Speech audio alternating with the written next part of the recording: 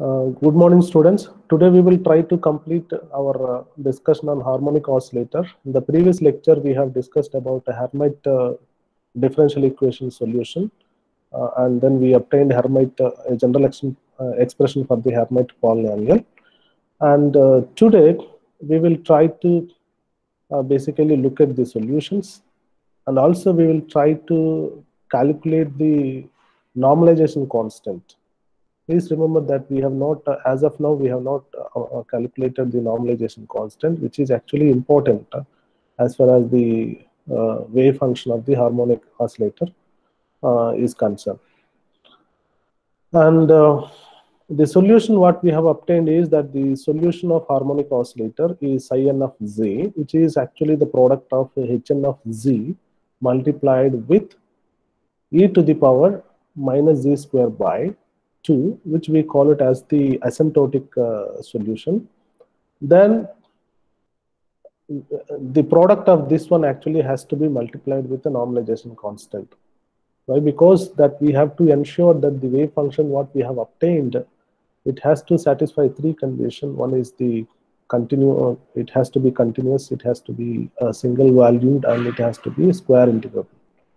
And the product function what you see on the slide is basically it is a single value, no doubt at all. For each z value, which doesn't which is equal to, for each x value, we will have a unique function value, right? And that is quite obvious with regard to this product function. And also it is continuous function.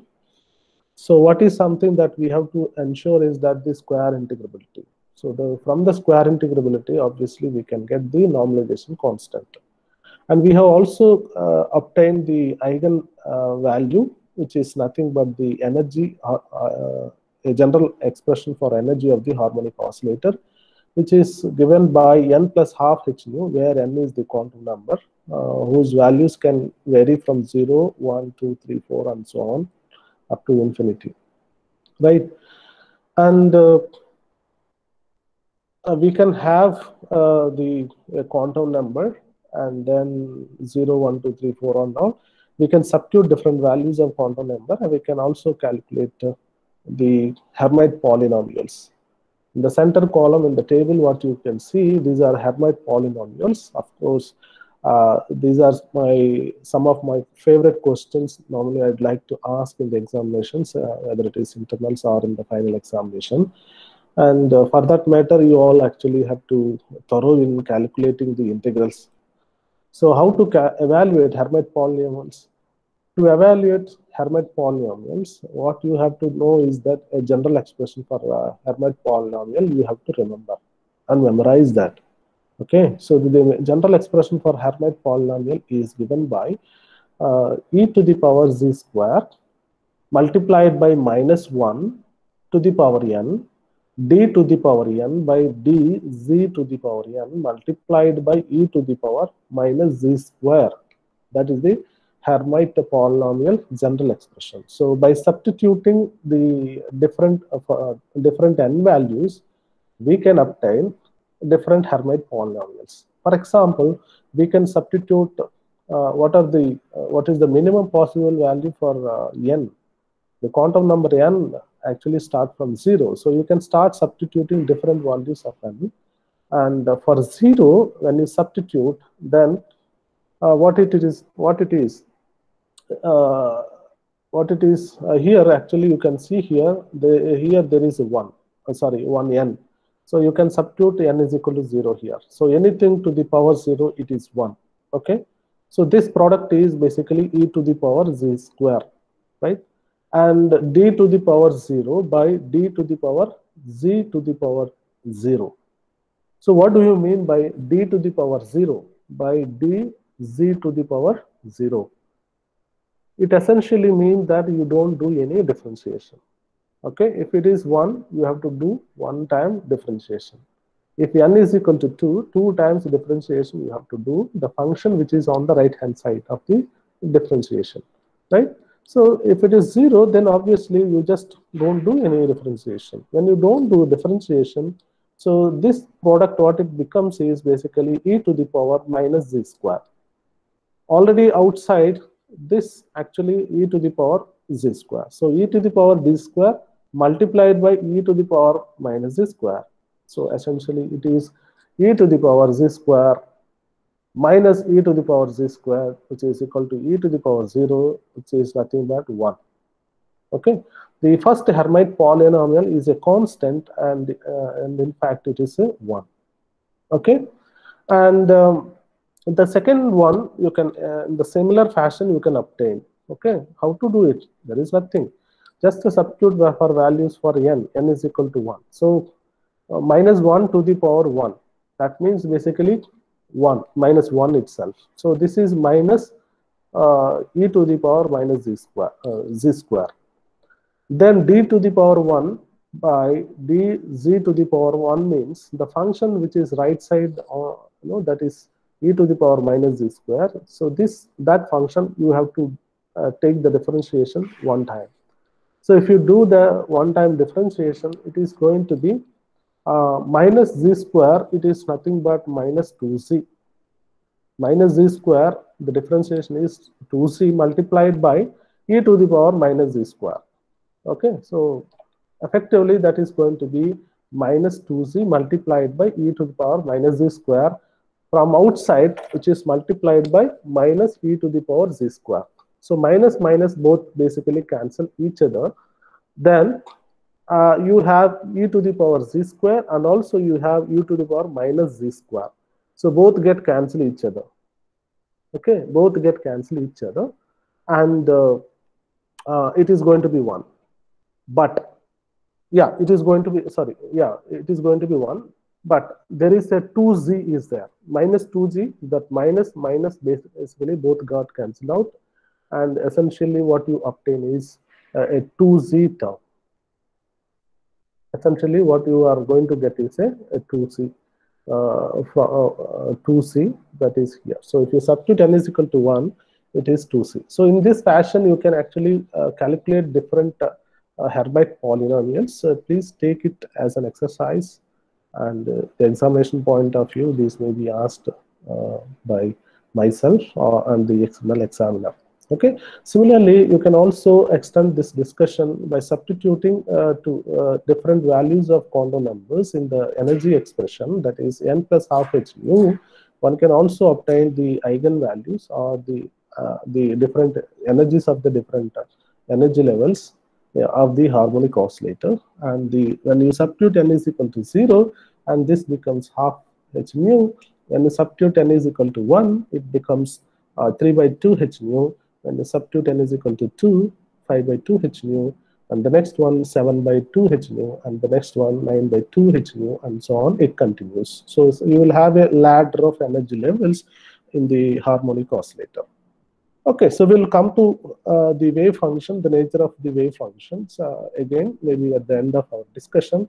For the time being, let me proceed for the actual discussion of today, that is the normalization, finding out the normalization of normalization constant of the wave function. Now, how do we find the normalization constant? So what is the general expression? The normalization of any function is given by integral n psi n star of x multiplied by n psi n sin of x dx is equal to 1. Okay, so you have psi star. Okay, psi star, which is nothing but a psi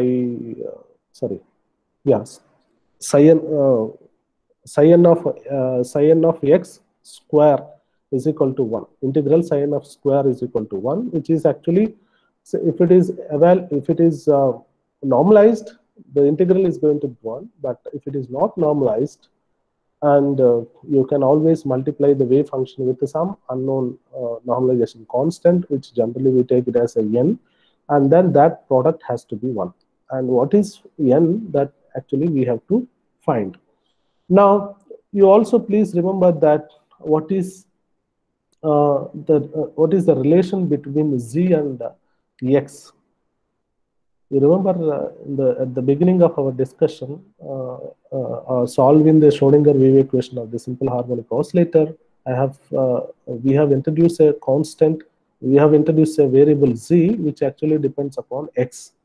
Z is nothing but alpha times x, where alpha is equal to, from that relation you can calculate dz is equal to alpha times dx. So what is dx from this? Dx is nothing but dz by alpha, dz by alpha. So from this relation, we can actually apply that relation to our simple harmonic oscillator normalization relation.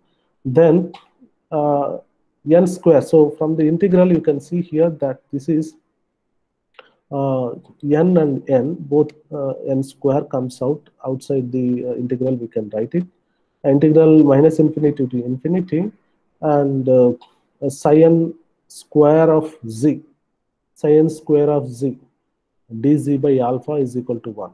Okay, please remember that the original expression is actually original normalization relation, it is in x, but we have made some substitution, so accordingly the integral has to be changed, right? So this is the transformation of the integral into z.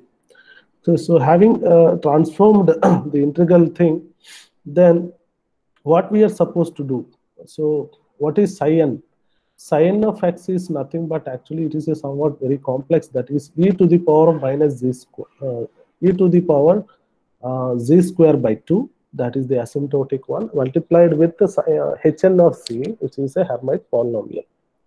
Okay, so the normalization constant, okay, it is basically the psi n star or psi n square of z whole square dc is equal to 1.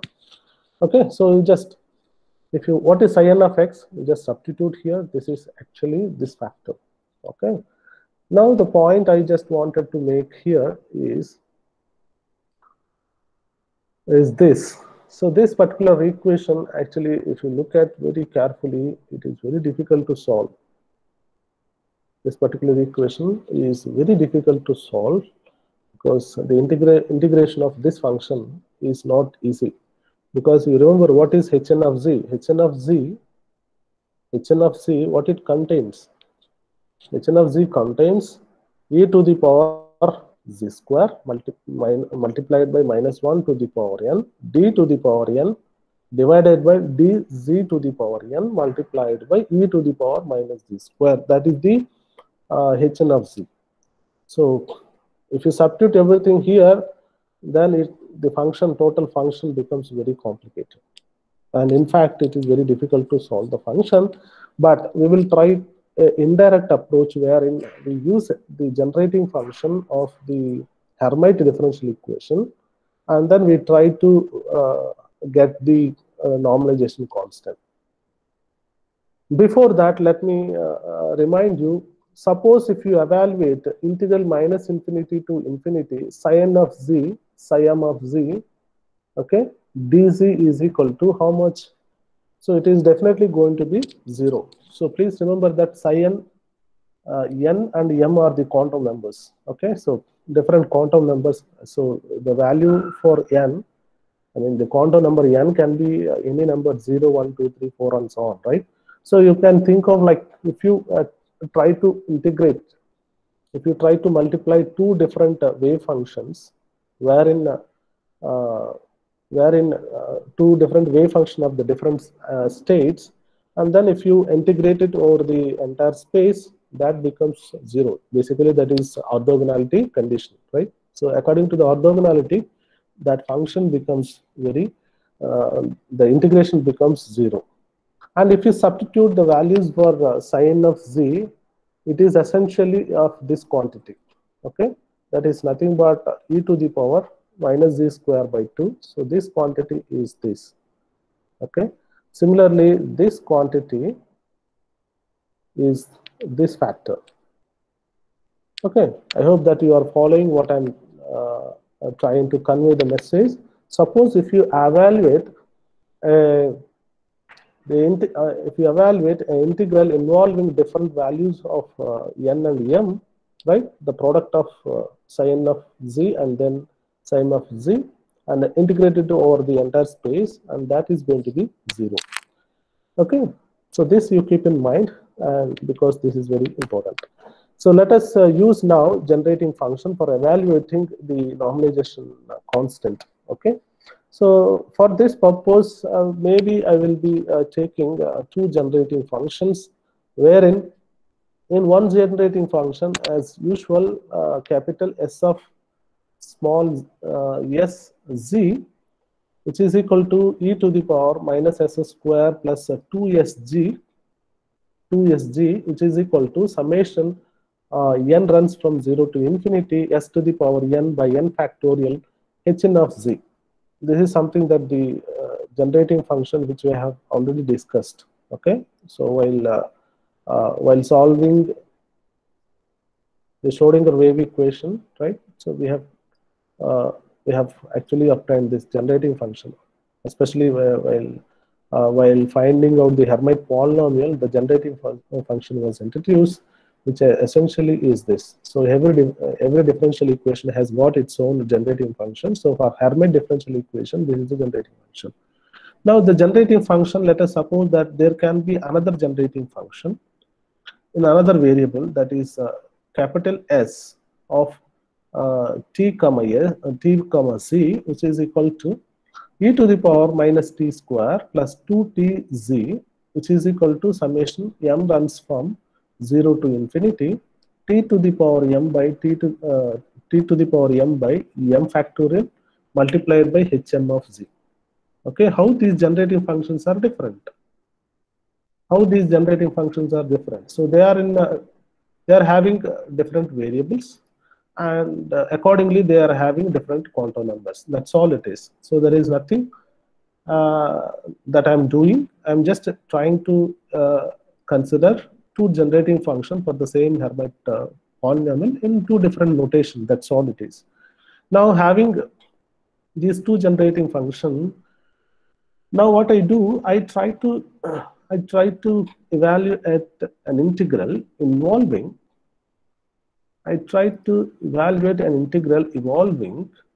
involving the product of two generating functions, that is capital S of s comma c.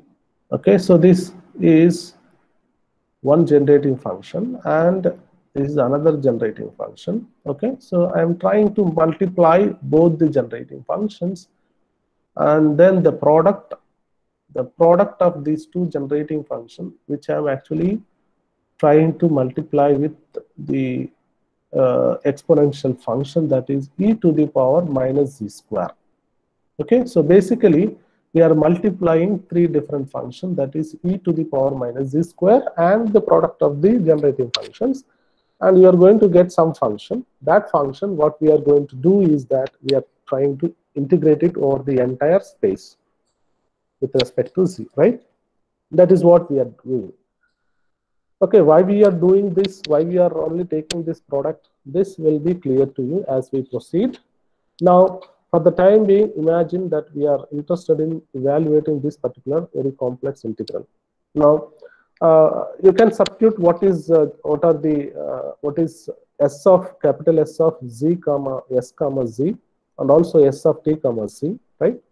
So these are the two different generating functions. So those generating functions can be expressed in terms of the infinite power series, right? According to the definition of the generating function, you just substitute those values. So this is exactly it is done here. So integral minus infinity to infinity. So that is remain the same. And also what we have done is that here the e to the power minus z square, it is remain the same. This factor capital S of small s comma z is the expansion. Its expansion is here, and its expansion is here. Okay, so just to substitute the values of generating function. Now having substituted this one, you can actually take out the common things outside and you can write it outside the integral. As you can see here, the integral what we are trying to evaluate, it is actually with respect to z, right? So it is only with respect to z. So therefore the other variables, I mean, we have s to the power n, similarly t to the power m. So these are other variables, right? So those things I can write it outside. So that is what exactly done in the second step, in the next step. So sigma n runs from 0 to infinity, s to the power n by n factorial. So this one actually written here. Similarly, the other summation sigma m runs from 0 to infinity, t to the power m by m factorial, integral minus infinity to infinity. So this is, the integral is written separately. So the integral actually is with regard to the, with respect to the z variable. Therefore, that has been separated from the other variable. That's all. Now you can label this expression with some numbers. So in this case, I have labeled this expression with a 2. Now what I do from here, now I will take the left hand side factor. What is left hand side? The left hand side, what we have got is e to the power minus z square and the generating functions and the product of the generating function. Please recall, according to the definition, the generating function can also be expressed in a exponential functions, right? So the first function, it is e to the power minus s square plus 2sg. That is the first function. And in the second function, it is e to the power minus t square plus 2tz, right? So those things actually is written. The values in terms of exponential function, we have e to the power t square plus 2sz, and the other one is e to the power minus t square plus 2tz dz. Okay. Now, what can be done is that you can basically, all these things are, three are exponential functions. You can combine them in this fashion. So it is integral minus infinity to infinity e to the power minus z square minus s square plus 2sz minus t square plus 2tz, okay, and dz. That is the left hand side factor. Now, just a simple mathematical trick that we can apply here. I can add, I can subtract to the exponential function e to the power, or maybe in the power, what you can do, I can basically add minus 2ts or 2st, and then you can add, basically subtract and add the same quantity. Essentially the function doesn't change, right? So that is what I am going to do. So I am going to add this factor, subtract this factor, and also I am going to add the same factor. So essentially the function doesn't affect. So if you do that, what happens is that, you know,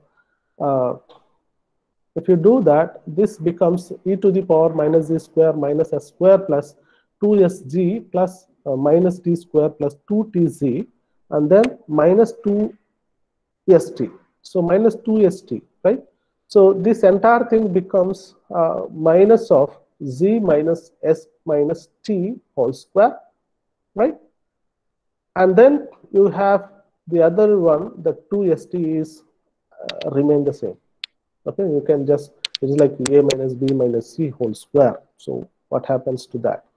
You can just evaluate. It is as simple as that. So that is the reason. So I will get some relation if I subtract and add 2st. That is the reason why we are adding actually. So essentially the first function, the first exponential factor becomes e to the power minus of z minus s minus t whole square plus you have 2st, okay, plus 2st. So now you can just imagine what I'm going to do. In the next step, we have e to the power of minus a square plus b. So that you can split up basically e to the power minus minus of z minus s minus t whole square. You can write it multiplied by e to the power 2st. Why I'm doing that? You will understand very easily. The first function, the first exponential function, I mean this one, okay, this one contains z term in all the terms you can see here, okay. So this all contains z, okay, and this doesn't contain. So but the integration is with respect to z. So therefore essentially what we are trying to do is that we will split up the terms, and then we will take the we will write the e to the power 2st outside the integral, and inside we will have e to the power minus z minus s t whole square dc.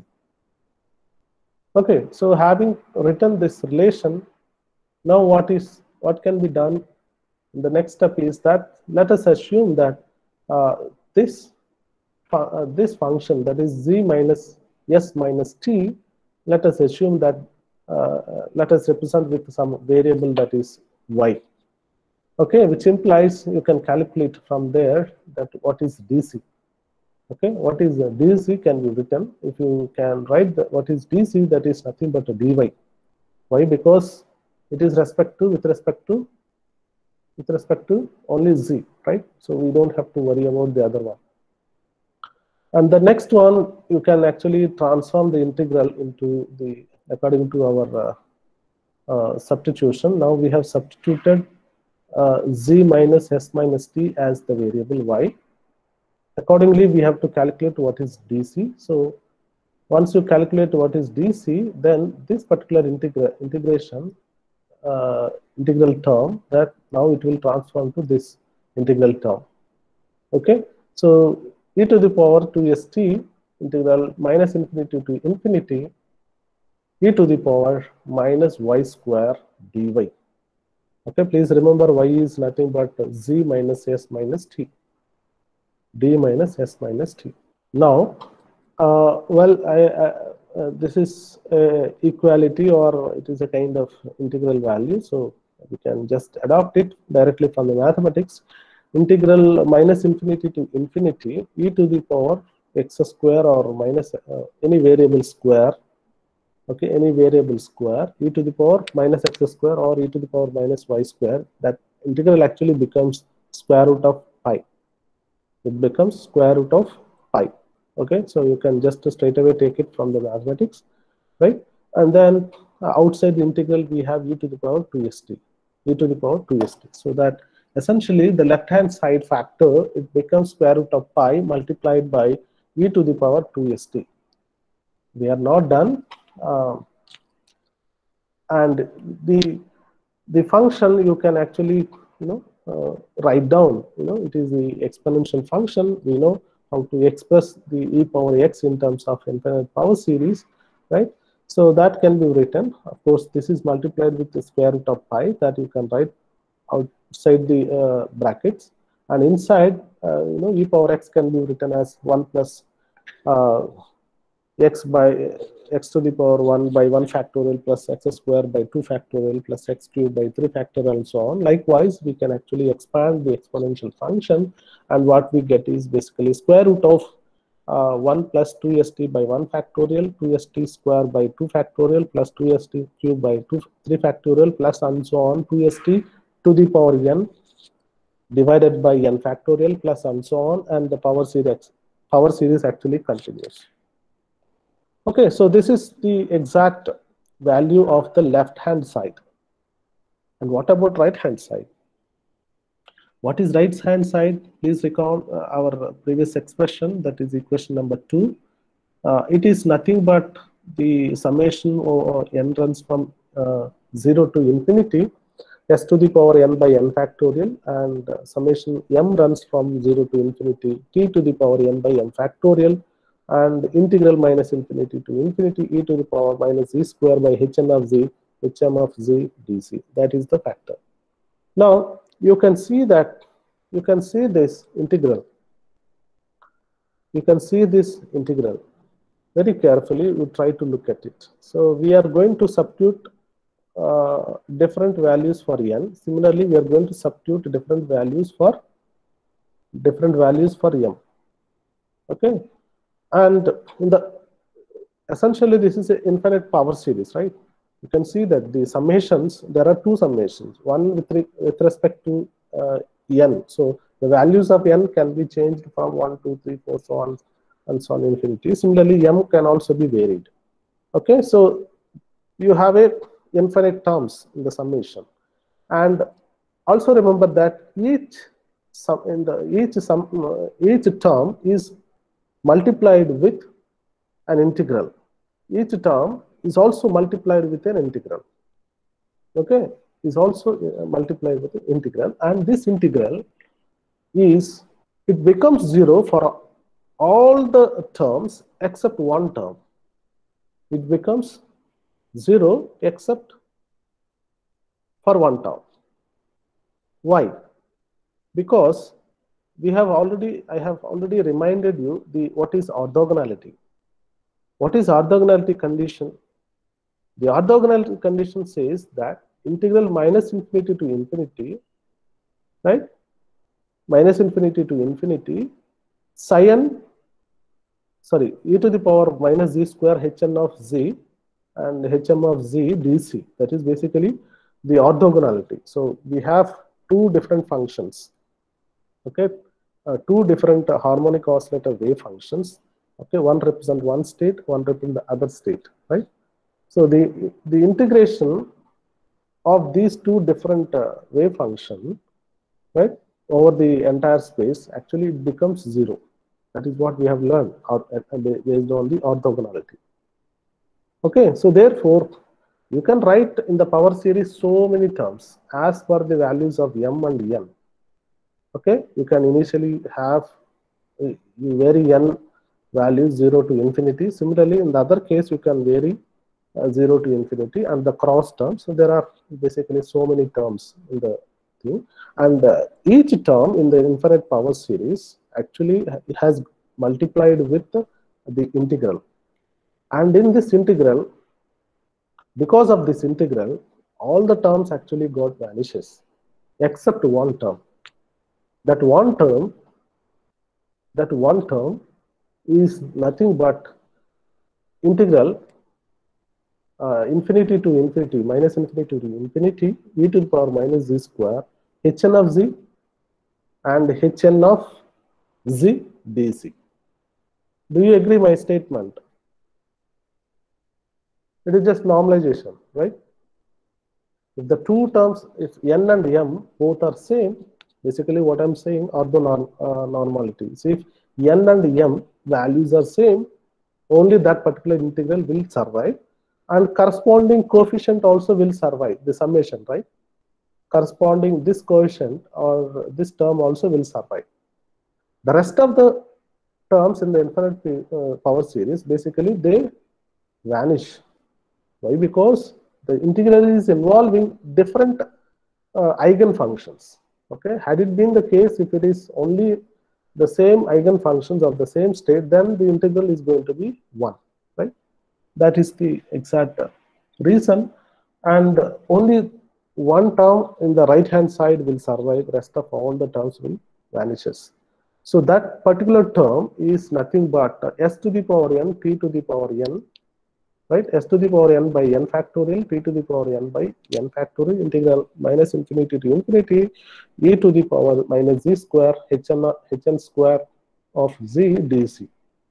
This is the only term where n is equal to m, okay, or m is equal to n.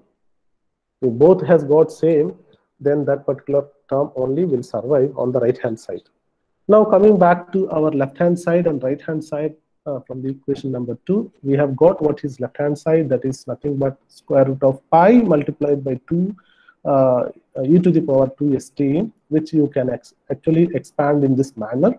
And on the right hand side, we have got this only one term, okay, integration, s to the power n by n factorial, or s to the power n t to the power n by n factorial square, right? Integral z minus infinity to infinity, e to the power minus z square hn square of z dc.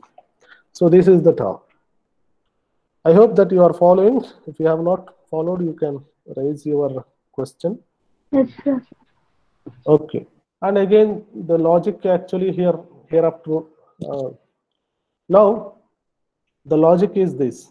Okay, this is infinite power series, and on the right hand side, this is also a power series, right? Now, only one term basically will survive. I mean, on the left hand side there is an infinite power series, on the right hand side there is infinite power series, isn't it? Why it is right hand side infinite power series? Why? Because the value for n can be varied, right? It can be varied from 0 to infinity. So accordingly, you will have the terms, right?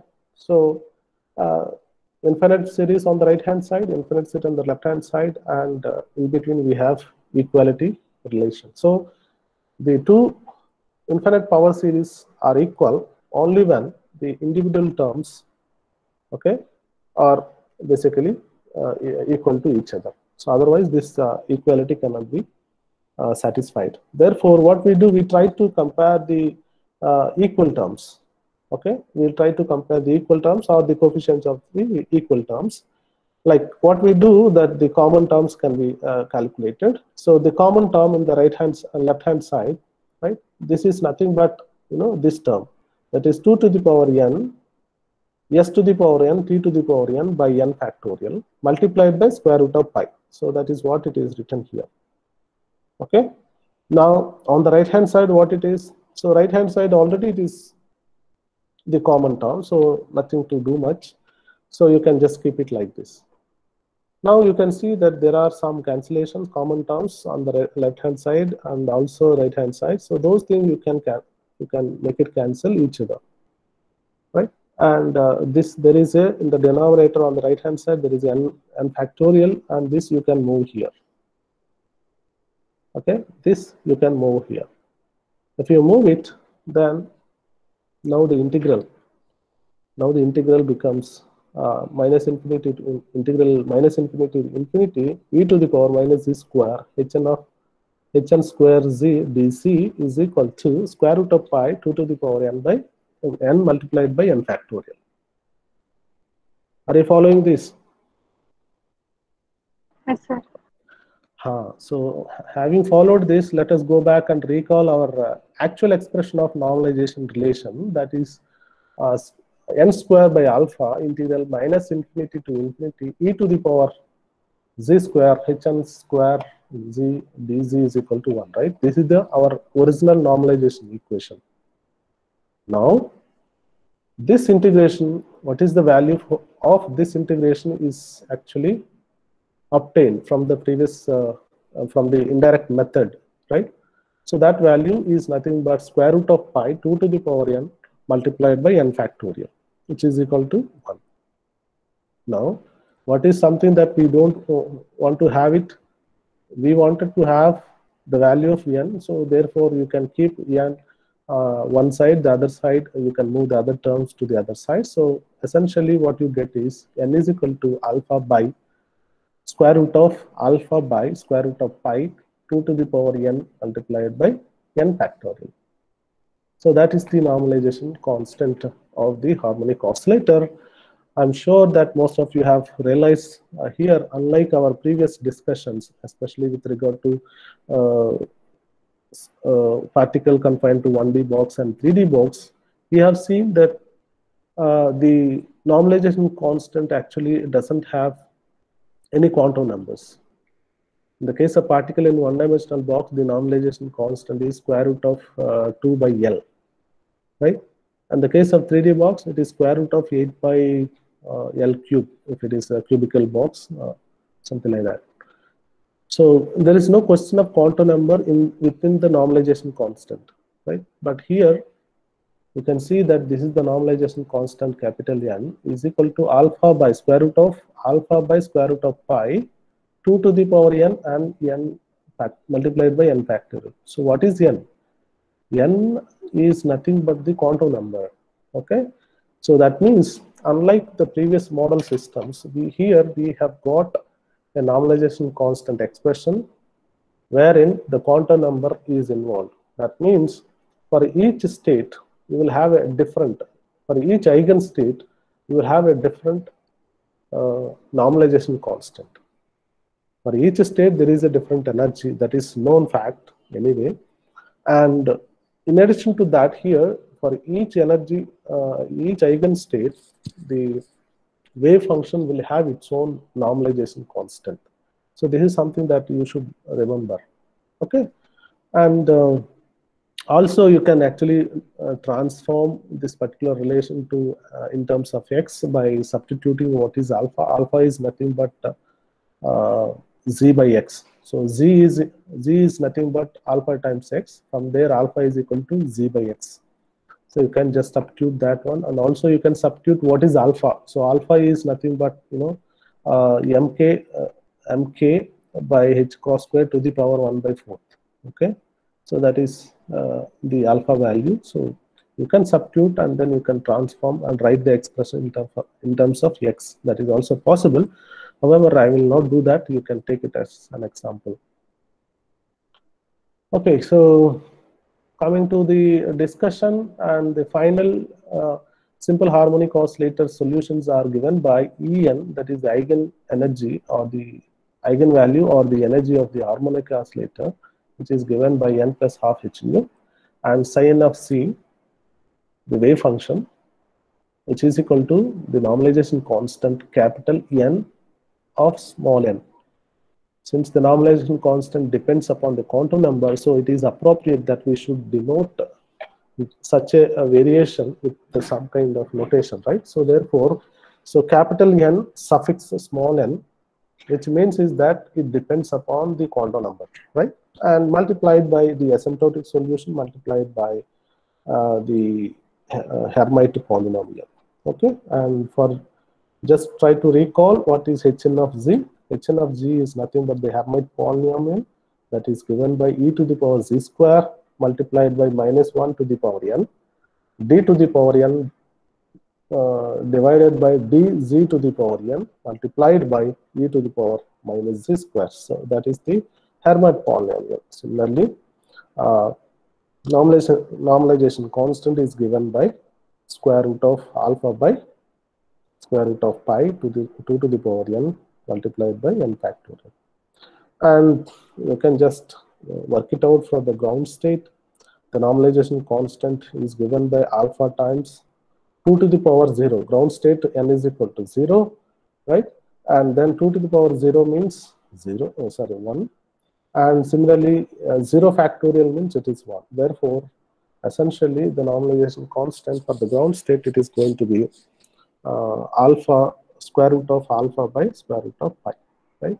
And the wave function, okay, wave function psi 0 of z is equal to normalization constant multiplied by the asymptotic solution, that is e to the power z square minus z square by 2 and hn of z, h0 of z. But h0 of z, please remember, it is the first Hermite polynomial, that is nothing but the constant, it is nothing but the 1.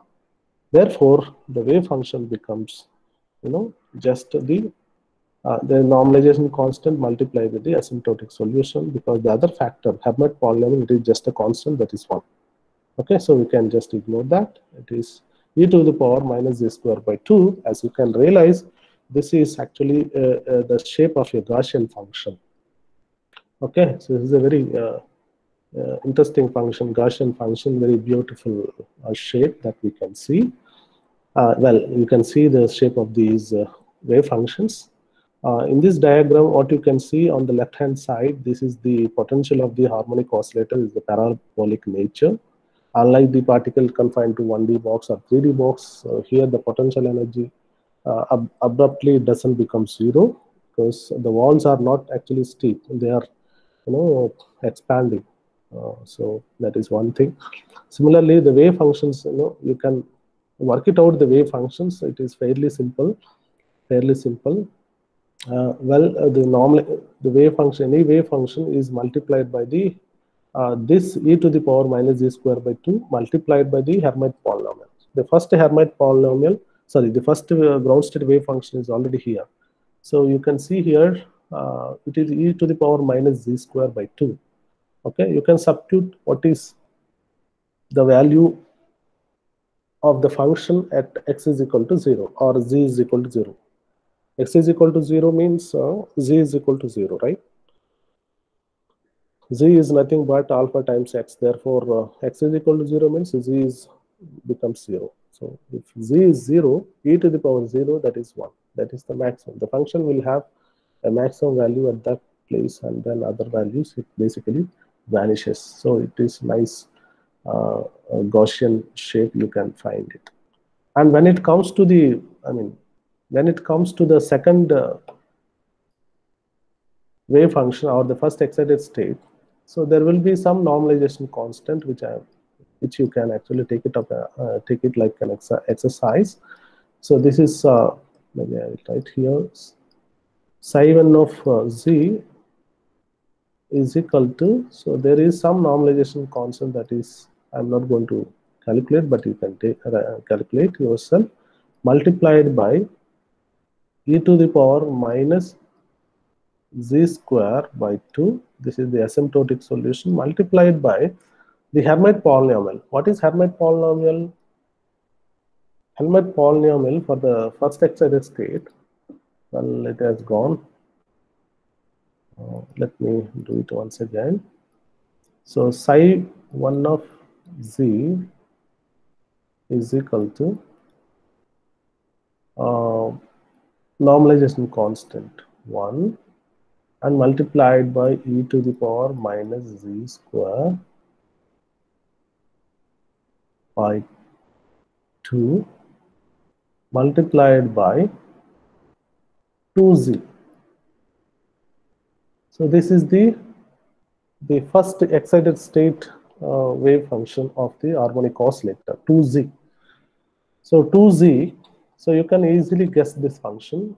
Suppose if x is equal to 0 or z is equal to 0, and z is equal to 0 means the total function becomes 0. You can see that. So that means at the origin, the wave function becomes 0. So that is why the first excited state wave function at the origin, it becomes 0. The other place, one side it will have a positive value, the other side will have a negative value. It depends upon. So as since it is not actually the previous function, I mean this function, the ground state wave function is a even function, symmetric function. Therefore, it will be always positive. It doesn't matter what kind of x value you are substituting. But in this case, it is an odd function. Why? Because it is multiplied with, it has got e to the power minus z square by 2, and also multiplied with a odd function. So odd, even function multiplied by odd function. What is odd function here? It is just z. Z is the odd function. Okay, if you substitute values for x, it doesn't give x itself. Or if you substitute minus x, it doesn't give minus x itself. It will give other values, right? So if you substitute negative value, negative it will give. Okay, so these functions it requires little bit of exercises, and take a piece of paper and write down how these functions are, and the other function is 4z square minus 2 or something like that, and the next function is 8z z cube minus 12 or something like that. So all these functions you try to write down on a piece of paper and try to interpret the shape, and it is straightforward, and there are people, they have done it, so they appear in this fashion, okay. And please remember that here I have just copied this diagram from a textbook, wherein they have denoted the quantum number with v.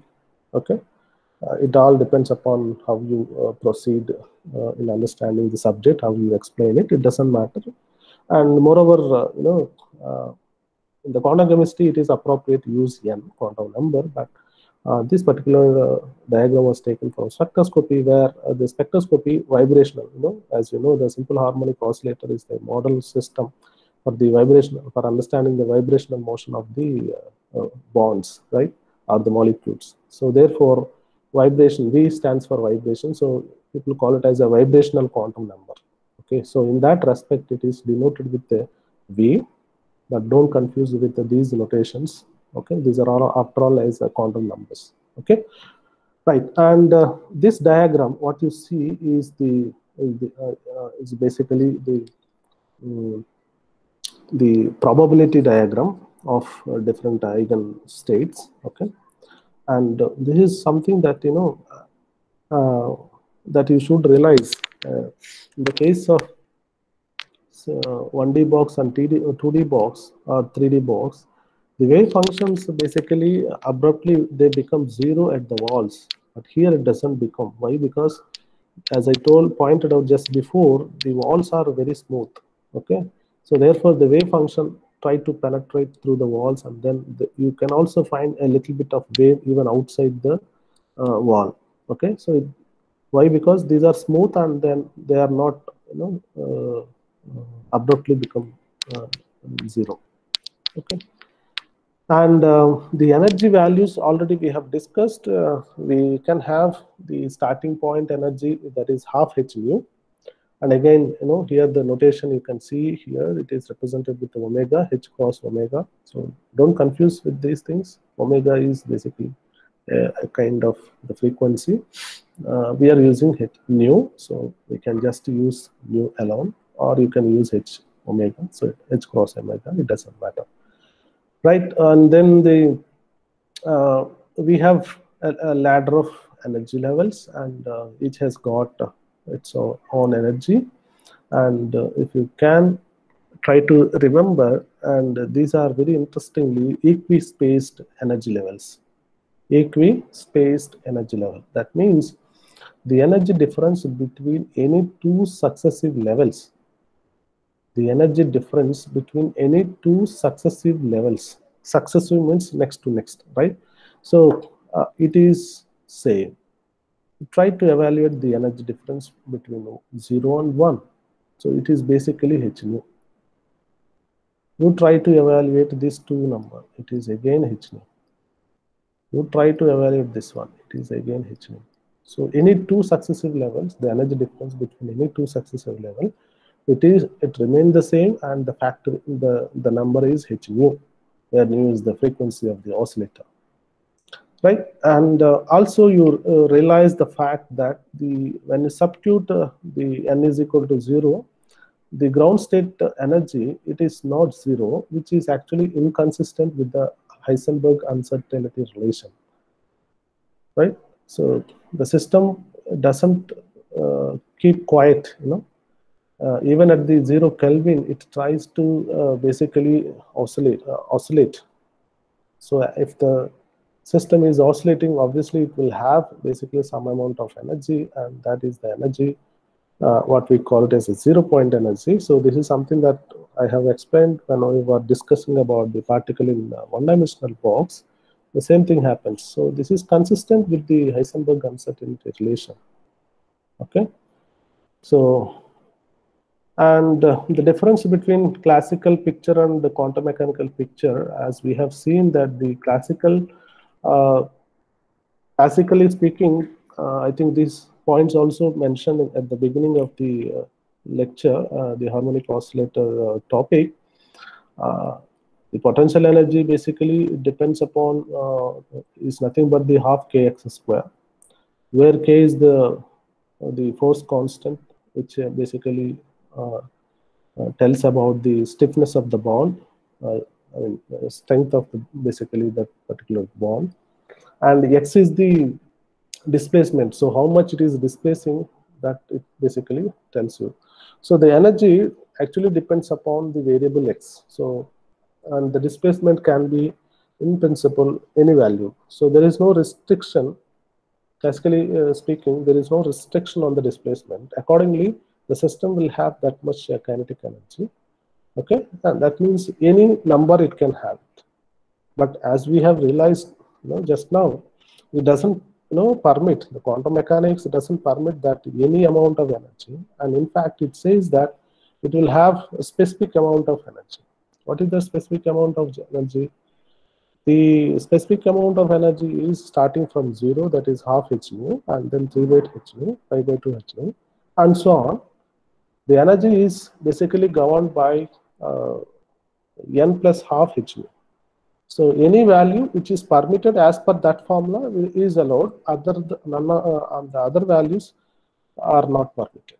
Okay, so that is the difference. But in classically speaking, if the system is not interacting, basically the potential energy basically is 0, and if it is at the resting position, it is 0. On the other hand, the displacement can be anything. Therefore, if the displacement is infinity, then obviously the system will have infinity. That is the classical picture. But here it is saying that both things are not possible. It cannot have any amount of energy as it likes. Okay, that is one thing. And also the classical picture says the energy can be 0, right? If it is not, the displacement is 0, that means if it is a resting position, and the energy kx square, x is 0 means basically the energy is 0. That is not permitted, and then according to the quantum mechanics. And in fact, the system will have some amount of energy, what we call it as a 0 point energy, that is half hν.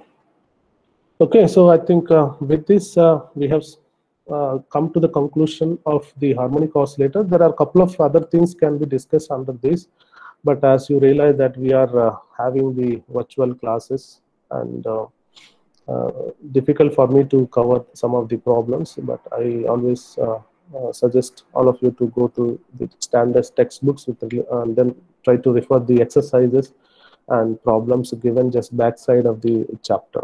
Okay. Let me conclude. Simple harmonic oscillator is a model system of the vibrational motion of the molecules. And what we have done, we have written the potential energy, and we try to transform the potential energy expression to a quantum mechanical operator. And we have written down the Hamiltonian, and we have written down the Schrodinger wave equation, and we have written down the time independent Schrodinger wave equation of the simple harmonic oscillator. And later we have tried to make a substitution, that is z is equal to alpha times x, and we have simplified the expression, and we got some expression, and then later we argued from our physical intuition. We have imposed the boundary condition as well, right? And the boundary condition is that as the x or the z tend to infinity plus or minus infinity, the wave function should vanish. And based on that, we try to proceed. And initially, we have guessed or from our intuition about the asymptotic solution, which actually applicable only at the larger displacement of the oscillator. But later, that particular solution, we tried to, it has got a constant, and the constant we thought, like, in order to have an acceptable solution everywhere, the constant has to be some kind of function such that the function adjusts itself, irrespective of its position, whether it is close to the origin or the away from the origin. And we tried to transform the equation into a perfect differential equation, and we got the Hermite differential equation. And we, in between, when we try to impose the boundary condition, and when we try to solve the equation by power series method, we got the value for lambda, and the lambda value is nothing but 2e by h mu, and we will get only acceptable solution to the differential equation only when lambda is basically 2j plus 1. Other values of lambda cannot be acceptable. So that is the that is how that we have got the quantum number. And later we got the Hermite differential equation, and whose solution is Hermite polynomial, and the how to obtain Hermite polynomial expression from the generating function was discussed. And also today class we have discussed the normalization constant, and briefly we have looked at the solutions of harmonic oscillator. So the problems with regard to harmonic oscillator, I suggest strongly please refer the standard textbook and then read after going through the lecture and understanding the subject. Well, with this I have concluded the harmonic oscillator, and thank you for listening.